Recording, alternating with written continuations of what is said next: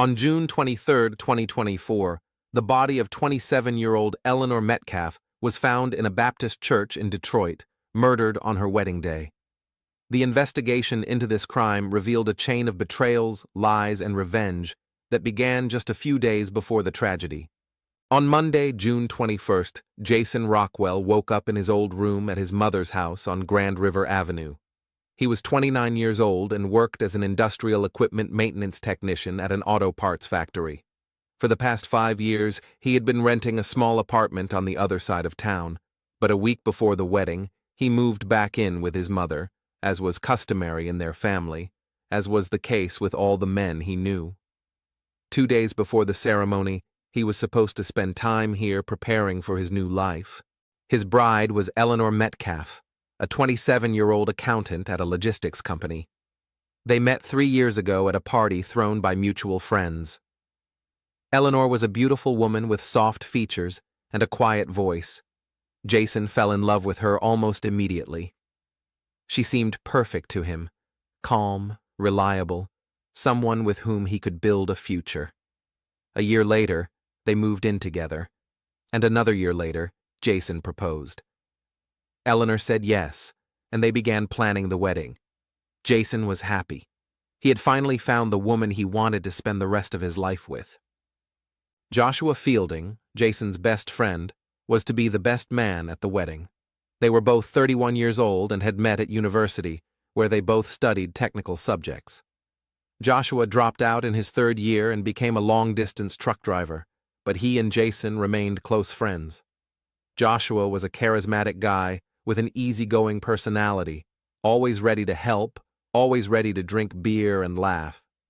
Jason trusted him like a brother. When it came time to choose a best man, he didn't even think about anyone else. Madison Rockwell, his mother, had been working as a cashier at a grocery store for over 20 years. She gave birth to Jason at the age of 24. The child's father disappeared before the birth and never reappeared. Madison raised her son alone in a small house with peeling paint on the walls and creaky floorboards. She taught him to be honest, to work hard, and to keep his word. Jason was always grateful to her for that. Madison loved Eleanor like a daughter and was just as excited about the upcoming wedding as Jason himself. The night before, guests gathered at the Rockwells' house: Eleanor, Joshua, and several of Jason's friends. It was an informal pre-wedding get-together, a last chance to get together as a single group. They drank beer, ate pizza, laughed, and reminisced about old stories. Everything was fine. Jason went to bed happy, looking forward to becoming a married man in 2 days. But that morning, when he went down to the kitchen, Madison was already sitting at the table with a cup of coffee. Breakfast was warming on the stove, eggs and bacon she had cooked an hour ago but hadn't touched. Jason immediately noticed that his mother looked distressed. Her hands were shaking as she lifted the cup to her lips. Her face was pale, her eyes red as if she hadn't slept all night. "Mom, what's wrong?" Jason asked, sitting down opposite her. "Did you sleep badly?" Madison put the cup on the table and looked at her son for a long time. Her face was gray, her eyes red. "Jason, I need to tell you something," she began, her voice trembling. "Last night, when we had guests, you remember Eleanor and Joshua came over, and a few of your friends?" Jason nodded. The night before, a small group had gathered at the house: the bride, the best man, and a few old friends. They drank beer, laughed, and discussed the upcoming wedding. Everything seemed normal and joyful. "I remember, Mom. Why?" Madison clenched her hands into fists. "I overheard a conversation. I didn't mean to eavesdrop, but I went out to the garage to get a can of paint to touch up the fence in the backyard, and I heard voices. Eleanor and Joshua were standing there, and they were arguing. They were arguing very heatedly." Jason frowned. "Arguing? About what?" Madison took a deep breath, as if preparing to jump into cold water. "Jason, what I heard. I don't know how to tell you this. Eleanor was yelling at Joshua. She said he ruined her life, that she couldn't believe what he did, and he..." He said he didn't know it would happen, that he was sorry. I heard Eleanor say they had an affair, that they slept together behind your back, and that Joshua gave her HIV. Jason froze. His mother's words hit him like a slap in the face. He stared at her, unable to speak. "What?" he finally managed. Are you sure?" "I heard it with my own ears," Madison said quietly. Eleanor was crying and screaming that he knew about his diagnosis and still didn't use protection. That now she's infected too. Joshua tried to calm her down, saying they'd get through it, that there was medication, and she replied that she hated him, but that she wasn't going to call off the wedding anyway, that you mustn't find out. Jason slowly got up from the table. His hands began to shake too. His best friend, his fiancée, the people he trusted most in the world. "Are you sure this isn't some kind of misunderstanding?" he asked, even though he already knew his mother wouldn't make something like this up. "Maybe you misunderstood?" "Jason, they were very clear. No hints. Eleanor said they started dating 6 months ago, that Joshua came to see her when you were at work. I heard every word." Jason turned away and leaned his forehead against the refrigerator. He felt nauseous. Anger, pain, and despair overwhelmed him all at once. Eleanor. His Eleanor. The woman he was going to spend the rest of his life with. She slept with Joshua, his best friend, the man he had known since college, with whom he had gone through all the hardships. And now she had HIV, which meant, "I have to go," Jason said, turning away. "I need to get tested, right now." Madison nodded. "I'll go with you." "No," Jason replied sharply. "I'll go alone.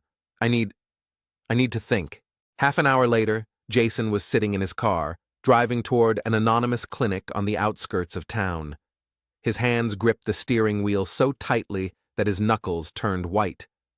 Fragments of thoughts swirled in his head, memories of Joshua smiling at him, of Eleanor kissing him before bed. All this time they had been lying to him. All this time they had been betraying him. At the clinic, Jason filled out the paperwork and gave a blood sample for a rapid test. The nurse said the results would be ready in a few hours. He sat in the empty hallway, staring at the wall, trying to breathe evenly. Time dragged agonizingly slowly. When he was finally called into the office, the doctor, an elderly man with gray hair and a tired face, looked at him with sympathy. "Mr. Rockwell, I'm very sorry, but the result is positive. You have been found to have HIV antibodies. We will need to do additional tests to determine your viral load and begin treatment." Jason heard the words, but they seemed to come from far away, through a thick layer of water. Positive. He was infected. Eleanor had given him the virus, knowing she was sick. She knew and still slept with him. She was preparing to marry him, hiding the truth. He left the clinic, got into his car, and just sat there, staring at the windshield. Rage grew inside him, filling every cell of his body. They had destroyed his life, both of them, Joshua and Eleanor. They had stolen his future, his health, his hope, and they were going to continue pretending that nothing had happened. When Jason returned home, it was already dark. Madison met him at the door. One look at her son's face told her everything. "Oh my God," she whispered, hugging him. "Jason, I'm so sorry." Jason pulled away and walked into the living room. He sat down on the sofa and remained silent for a long time. Madison sat down next to him and put her hand on his shoulder. "What are you going to do?" she asked quietly. Jason raised his head and looked at his mother. A cold fire burned in his eyes. "I'm going to kill her," he said in an even voice. "On her wedding day, I'm going to kill Eleanor, and Joshua will pay for what he did too." Madison shuddered. "Jason, you can't talk like that. You're not a murderer. Let's just call off the wedding and cut all ties with them. You'll find another woman and start a new life." "A new life?" Jason smiled bitterly. "With HIV? Mom, do you understand what they did? They took everything from me, and they shouldn't get away with it. Eleanor will die, and Joshua will spend the rest of his life in prison for her murder. Madison paled. You want to frame Joshua? But how? Jason leaned forward, clasping his fingers together. I thought it all out on the way home. On the day of the wedding, I'll go to Eleanor's room. No one will see me go in. Everyone will be busy with the preparations. I'll kill her and slip out unnoticed. Then I'll ask Joshua to go check why she's taking so long. He'll find the body and raise the alarm. And you'll tell the police that you saw him leaving that room earlier before he found the body. You'll say he looked strange, agitated. That will be enough to make them suspect him. Madison shook her head. Jason, this is crazy. You can't pull this off. They'll catch you. You'll spend the rest of your life in prison. They won't catch me, Jason said firmly. They'll have a suspect with a motive. Joshua slept with his fiancée and infected her. That will come out during the investigation. He had a motive to get rid of her if she threatened him or demanded something, and your testimony will confirm that he was in that room. It will all add up. Madison was silent for a long time, looking at her son. She saw the pain in his eyes, saw how he was suffering. She knew she couldn't talk him out of it. Jason, please, she tried again. This is not the answer. Murder won't give you back your health. It won't bring back the life you lost. But it will bring me justice, Jason replied. They have to pay, Mom. Both of them. And I'm going to make sure they do. Madison covered her face with her hands. She cried quietly, silently. She knew her son had already made up his mind, that he wouldn't back down, and that she couldn't stop him. If you do this, she finally said, wiping away her tears, I'll be with you. I'll give that testimony, but only because you're my son, and because they really did destroy your life. Jason hugged his mother. Thank you, Mom. I knew you wouldn't abandon me. They sat in the living room late into the night, discussing the details. Jason had to act normal, not show any sign that something was wrong. Madison had to memorize exactly what she would say to the police. Every detail mattered. Every word could be decisive. When they finally went to bed, Jason lay awake for a long time, staring at the ceiling. In 2 days, his life would change forever. In 2 days, he would become a murderer. But he felt he had no choice. Betrayal demanded retribution, and he was willing to pay any price to restore justice. When Jason returned home, it was already dark. Madison met him at the door. One look at her son's face told her everything. Oh my God, she whispered, hugging him. Jason, I'm so sorry. Jason pulled away and walked into the living room. He sat down on the sofa and remained silent for a long time. Madison sat down next to him and put her hand on his shoulder. What are you going to do? She asked quietly. Jason raised his head and looked at his mother. A cold fire burned in his eyes. He got up, took a shower, and began to get dressed. The suit hung on the closet door, dark blue, formal, bought especially for this day. A white shirt, a burgundy tie, shoes polished to a shine. Jason buttoned his shirt slowly, methodically, checking every detail of his appearance. Today, he had to look flawless. Today, he had to play the role of the happy groom until the very end. When he went down to the kitchen, Madison was already there. She was standing at the stove, cooking eggs, but her hands were shaking so badly that she almost dropped the pan. Jason walked over to her and put his hand on her shoulder. Mom, everything will be fine, he said quietly. We just need to hang in there. Madison turned to him. Her eyes were red from a sleepless night, her face gaunt. Jason, I haven't slept all night, she admitted. I kept thinking, maybe there's another way.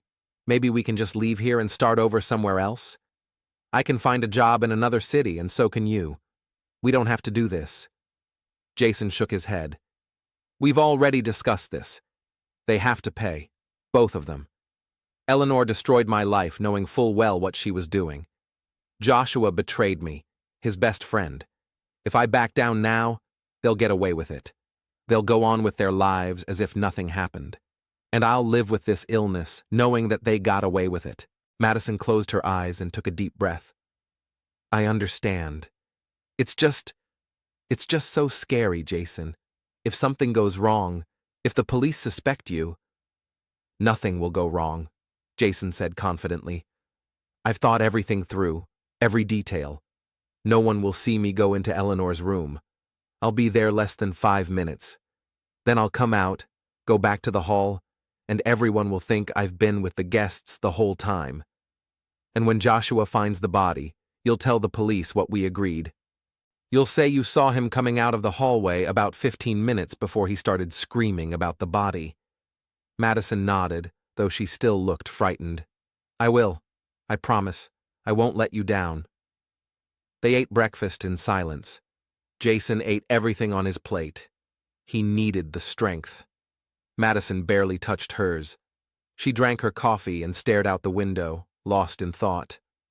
When they finished, Jason looked at his watch. It was 6:30. The ceremony was scheduled to begin at 11. He had time. He went upstairs and took a knife out of a drawer in the dresser. It was an ordinary kitchen knife with a wide blade about 6 inches long. Jason had bought it the day before yesterday at a hardware store on the other side of town, paying cash. No traces. He wrapped the knife in a handkerchief and carefully placed it in the inside pocket of his jacket. He checked to make sure it wasn't sticking out. Everything was perfect. No one would notice anything. At 9:30, he and Madison got in the car and drove to the church. On the way, Jason turned on the radio. Some light music was playing, meant to create a festive mood. Madison sat next to him, her hands clenched into fists on her lap. Jason tried to drive smoothly, not exceeding the speed limit, not attracting attention. Just a normal groom on his way to his wedding. Just a normal happy day. When they pulled up to the church, there were already several cars in the parking lot. Guests were beginning to arrive. Jason parked, got out, and looked around the building. The Baptist church was old, built in the early 20th century, with faded red brick walls and a tall bell tower. Inside was a large hall for ceremonies and several small rooms on either side, one for the groom, the other for the bride. Jason had been here several times during the wedding preparations. He knew the layout. He knew where Eleanor would be. He knew how to get there unnoticed. Madison got out of the car and took his arm. Are you ready? She asked quietly. Yes, Jason replied.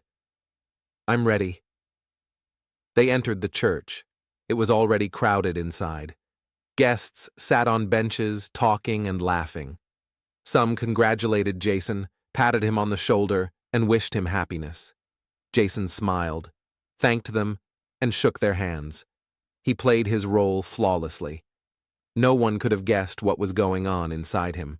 Joshua Fielding stood at the entrance to the main hall, greeting guests. He was dressed in a gray suit, his hair neatly combed, a broad smile on his face. When he saw Jason, he walked over and hugged him. Bro, the day has finally come, Joshua exclaimed, patting Jason on the back. Are you ready to be a married man? Ready for your freedom to end? Jason smiled and returned the hug. I'm ready, Josh. More than ready. Joshua stepped back and looked his friend in the eyes. Eleanor is already here. She's in her room getting ready. She looks amazing, bro. You're lucky to have a woman like her.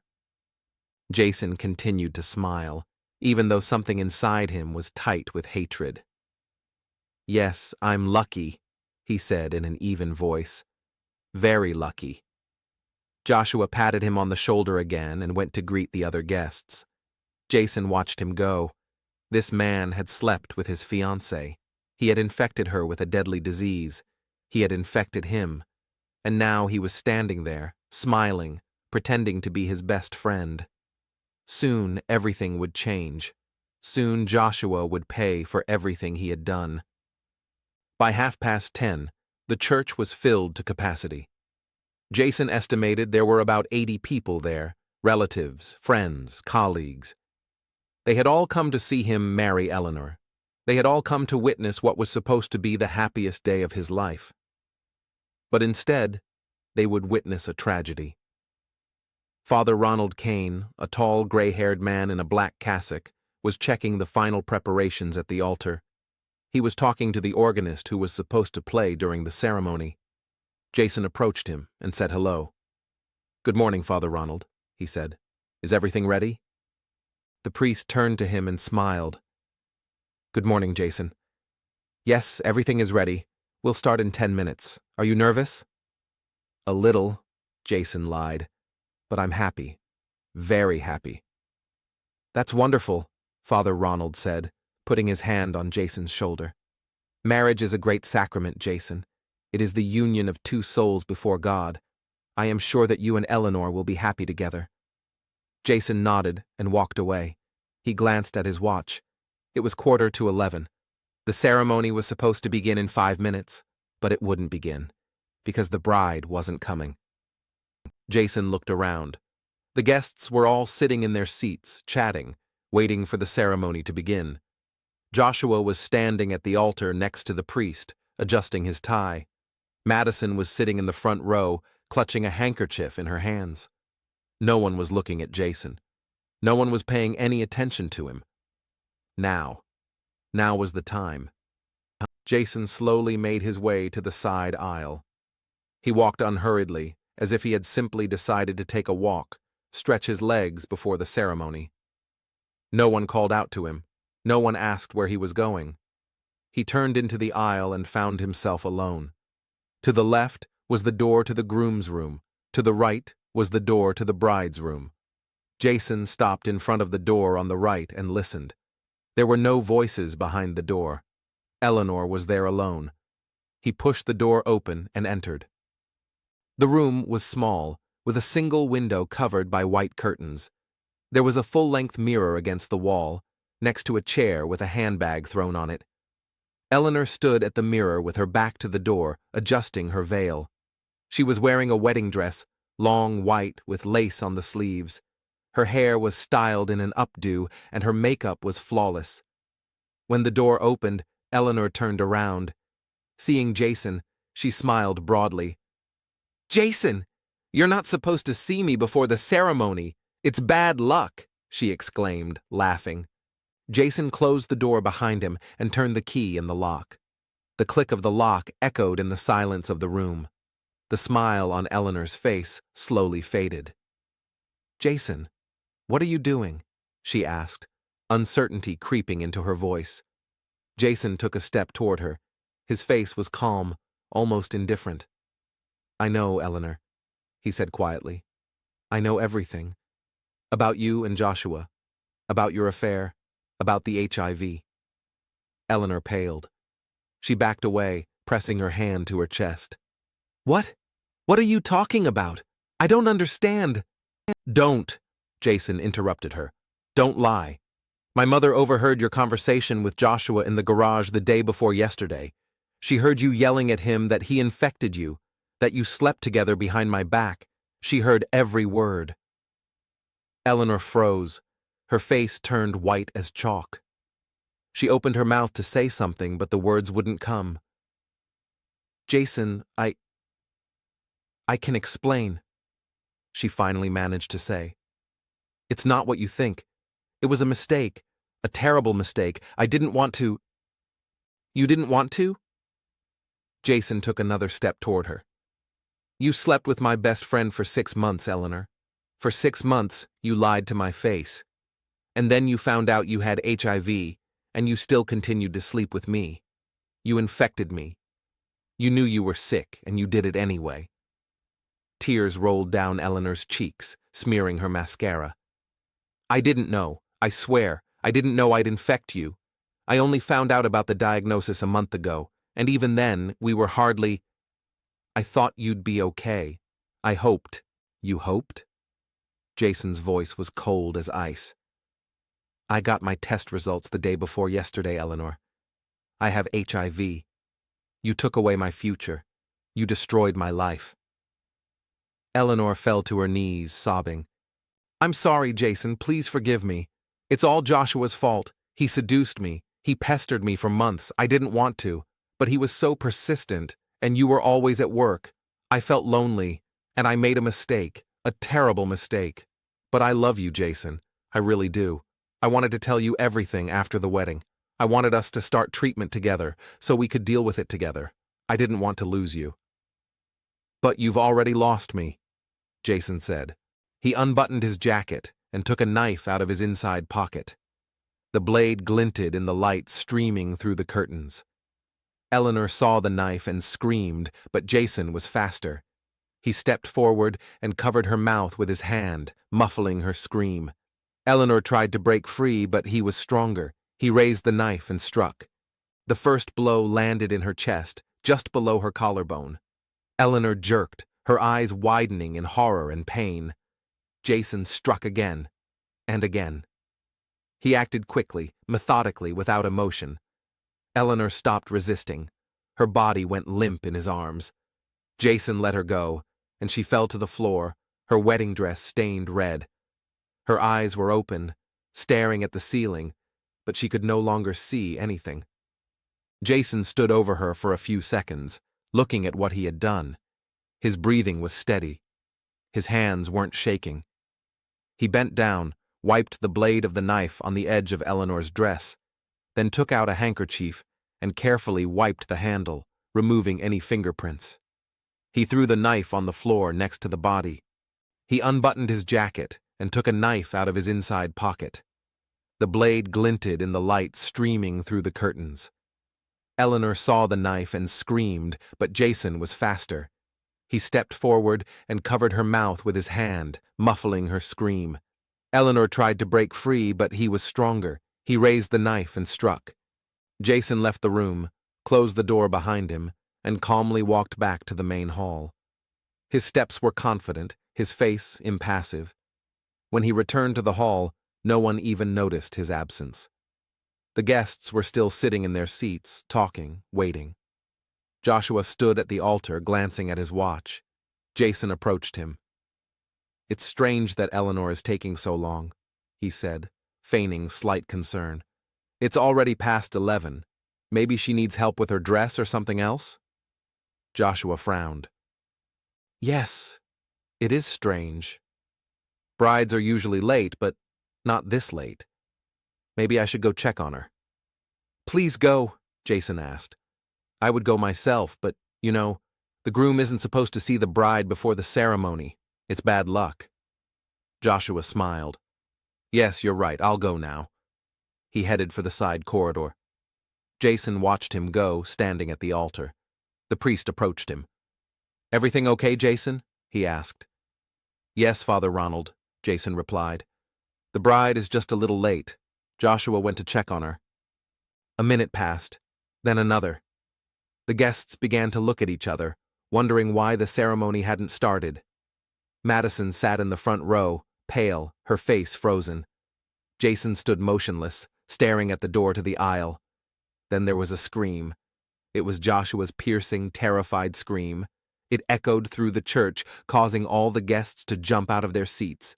Joshua ran out of the hallway, his face contorted with shock, his eyes wild. "She's dead!" he cried, grabbing the doorframe. "Eleanor is dead!" Someone killed her.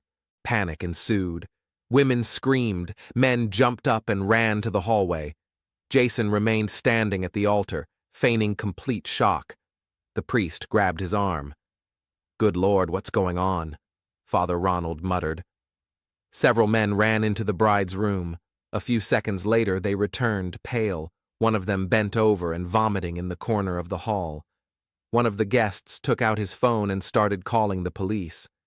Jason slowly made his way to the hallway, pretending his legs could barely hold him up. Madison ran up to him and grabbed his arm. "Jason, don't go in there. Don't," she whispered, tears streaming down her face. But Jason broke free and still made it to the door of the bride's room. He looked inside. Eleanor was lying on the floor in a pool of blood, her wedding dress stained red, her eyes open and staring into nothingness. Jason stared at her for a few seconds, then turned away and leaned against the wall, covering his face with his hands. He feigned grief, shock, despair. No one could suspect that he was behind it. No one could imagine that the groom had just killed his bride. Joshua sat on the floor in the hallway, his head in his hands, rocking back and forth. He muttered something incoherent, the words not forming sentences. The priest tried to calm him down, but to no avail. The Detroit police arrived 15 minutes after the call.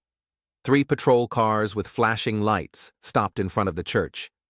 Uniformed officers got out and immediately began cordoning off the building. Guests were asked to remain in their seats and not leave the church.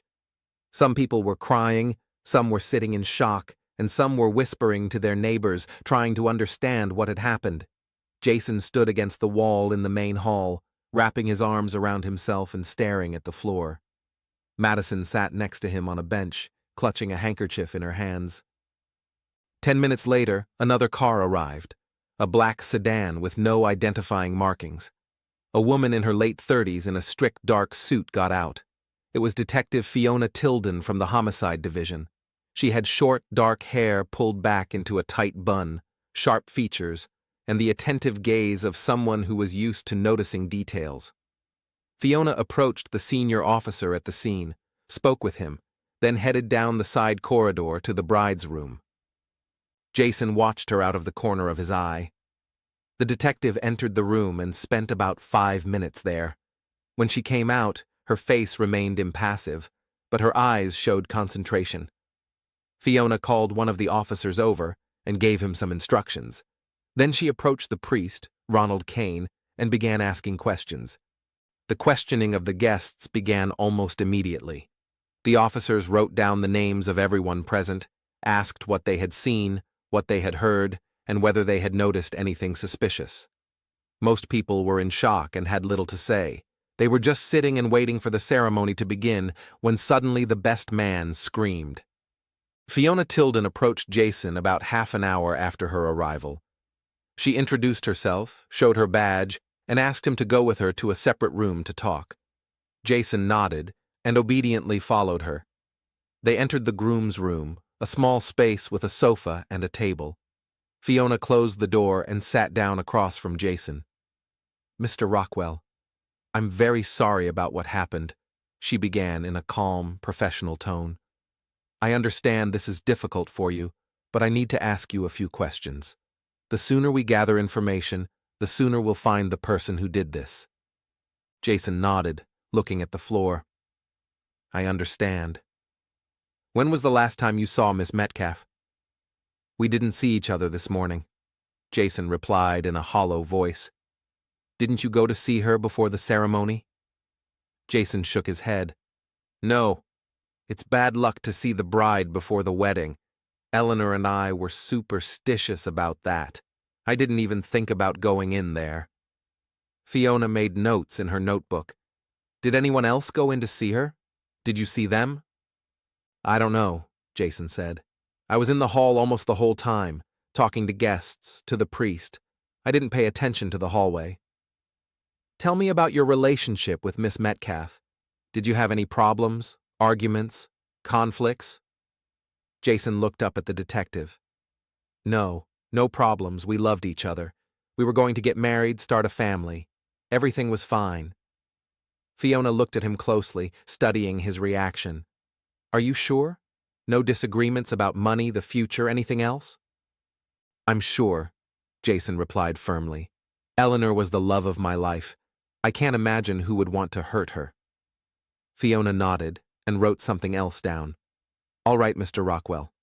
Thank you for your answers. If you remember anything important, please contact me." She handed him her business card. Jason took the card and left the room. His hands were steady. He had done it. The detective didn't suspect anything. The next person Fiona questioned was Joshua Fielding. He was still sitting on the floor in the hallway, his head in his hands. When the detective approached him, he looked up. His face was red and wet with tears. "Mr. Fielding, I'm Detective Tilden. I need to talk to you." Joshua stood up, staggering, and followed her into the same room. When the door closed, he immediately began to speak. "I don't know who did it. I swear I don't know. I just went to check why she was late, and I found her there in a pool of blood. She was dead. God, she was dead." "Mr. Fielding, calm down," Fiona said. Breathe deeply. I need you to focus and answer my questions. Joshua nodded, wiping his face with his sleeve. Okay, I'll try. When you entered Miss Metcalf's room, what exactly did you see? She was lying on the floor, in blood. Her dress was all red. The knife was next to her. I knew right away that she was dead, but I went over anyway. Wanted to check her pulse, but I couldn't. I just screamed and ran out. Did you touch anything in the room? No, nothing. I didn't even go all the way in. I just looked and ran out. Fiona nodded. What was your relationship with Miss Metcalf? Joshua froze. What do you mean? Were you friends? Did you know each other well? Yes, Joshua said slowly. I was the best man at their wedding. Jason is my best friend from college. I've known Eleanor for 3 years, since they started dating. We were all close. Fiona looked at him intently, and Joshua began to feel nervous under her gaze.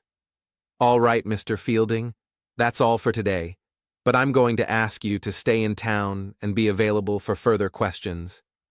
Joshua left the room, wiping sweat from his forehead. After that, Fiona approached Madison Rockwell. Jason's mother sat on a bench, pale and tense. When the detective asked her to come in for a chat, Madison slowly got up and followed her. In the room, Fiona offered her a seat and poured her some water from a bottle she had brought with her. Mrs. Rockwell, I know this is a very difficult day for you, but I need your help.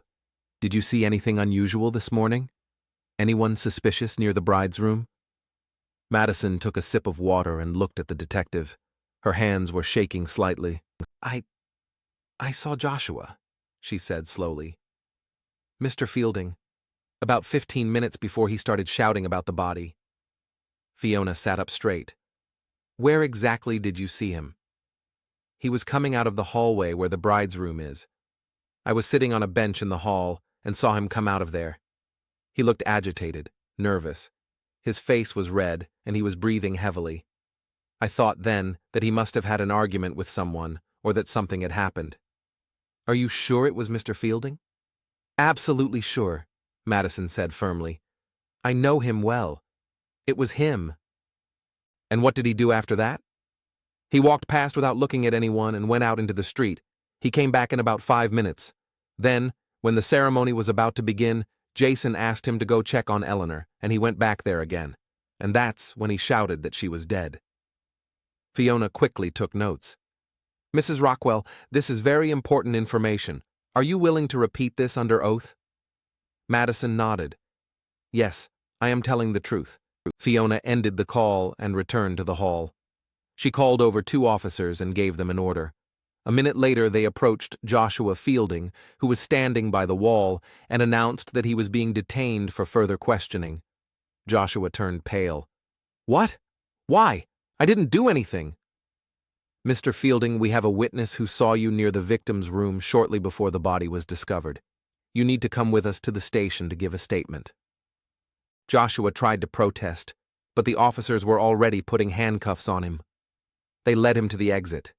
Jason stood aside and watched what was happening. His face was stony, emotionless. Joshua met his gaze for a second, and there was pleading, incomprehension in his eyes, but Jason just turned away. The next day was rainy. Jason woke up at his mother's house in his old room and stared at the ceiling for a few minutes, remembering the events of the previous day. Eleanor was dead. Joshua was arrested. The plan had worked. But instead of relief, he felt only emptiness. Around noon, the doorbell rang. Madison opened it to find Detective Fiona Tilden standing on the doorstep. She asked permission to come in. Madison let her into the living room where Jason was already sitting. Mr. Rockwell, Mrs. Rockwell, I have some news about the case, Fiona began, sitting down on a chair opposite the sofa. Mr. Fielding spent the night at the station. We questioned him for several hours. And what did he say? Jason asked, trying to keep his voice neutral. Fiona opened her notebook. He denies killing Miss Metcalf, but he confessed to something else. He said he had an affair with your fiancé, Mr. Rockwell, an affair that lasted about 6 months. Jason and Madison froze. Jason slowly raised his head, feigning complete shock. What? Are you kidding? I'm afraid not, said Fiona. Mr. Fielding confessed that they were seeing each other secretly. What's more, he admitted that he infected Miss Metcalf with HIV. He found out about his diagnosis a few months ago, but didn't tell her right away. By that time, she was already infected. Madison sobbed and covered her face with her hands. Jason sat motionless, his fists clenched. I can't believe it, he whispered. Joshua? My best friend? He slept with Eleanor? He infected her? Unfortunately, it's true, Fiona said. Inflicting HIV without warning your partner is a criminal offense in the state of Michigan. It's an aggravating circumstance. We believe Mr. Fielding had a motive for murder. Perhaps Miss Metcalf threatened to expose him or demanded compensation. Maybe she wanted to tell you the truth, and he decided to silence her forever. Jason was silent, staring at the floor. Madison cried quietly. Mr. Fielding had access to the bride's room, Fiona continued. He had a motive, and your mother, Mrs. Rockwell, saw him leaving the hallway shortly before the body was discovered. Everything points to him. The prosecution intends to charge him with first-degree murder. How long could he get? Jason asked quietly. 20 years to life, Fiona replied, depending on the evidence and the jury's decision. Fiona left a few minutes later, leaving them alone. When the door closed behind her, Madison turned to her son. Jason, it's working. They believe it. They think Joshua did it. Jason nodded. Yes, everything is going according to plan. A week later, Jason asked Detective Tilden to allow him to meet with Joshua. Fiona hesitated, but eventually agreed. The victim had the right to meet with the suspect if the lawyer did not object. The meeting took place in the detention center, in a small room with a metal table and 2 chairs. Joshua was brought in handcuffed. He had lost weight over the week. His face was gaunt, his eyes red. When he saw Jason, a look of hope appeared on his face. Jason, bro, thanks for coming, Joshua began, sitting down opposite him. You have to believe me.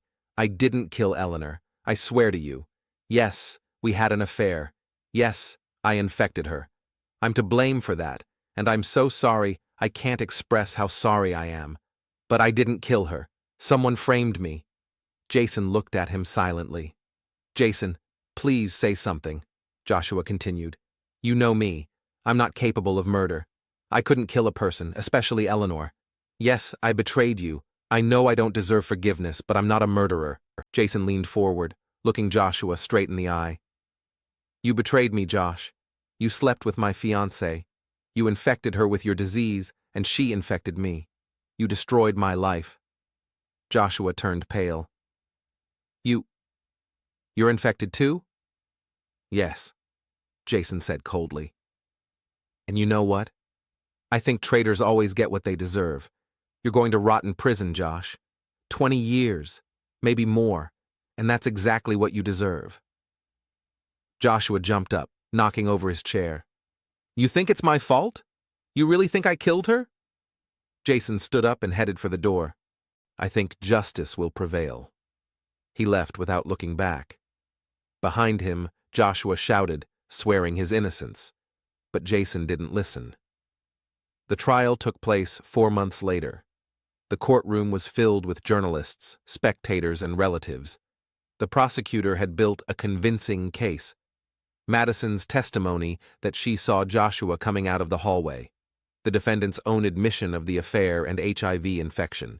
The motive, fear of exposure, possible blackmail by Eleanor. The opportunity, Joshua had access to the bride's room. The defense tried to build its case on the lack of direct evidence. There were no fingerprints on the knife. There were no witnesses who saw him enter the room. But it was weak. The jury deliberated for 3 days. The verdict was unanimous. Guilty. Joshua Fielding was sentenced to 20 years in prison for first-degree murder with aggravating circumstances. When the judge announced the sentence, Joshua shouted that he was innocent, that he had been framed, that the real killer was still at large, but he was already being led away by the guards. Jason and Madison left the courthouse at the end of November. It was cold, and it was starting to snow. Madison was crying, not out of grief, but out of tension, out of the realization that they had lived 4 months of lies, and that those lies had sent an innocent man to prison. Jason hugged his mother. "It's over, Mom. It's over." "But did we do the right thing?" Madison whispered. "Joshua is in prison for something he didn't do." "He deserved it," Jason said firmly. "He betrayed me. He infected Eleanor and she infected me. He ruined my life. Now he has to pay for it. Eleanor is dead. Joshua is in prison. Justice has been served." Madison said nothing. They got in the car and drove home. Jason drove in silence, staring at the road. He knew that the disease inside him would never go away, that he would have to live with it for the rest of his life. But revenge had been served. Both traitors had paid. And that was enough.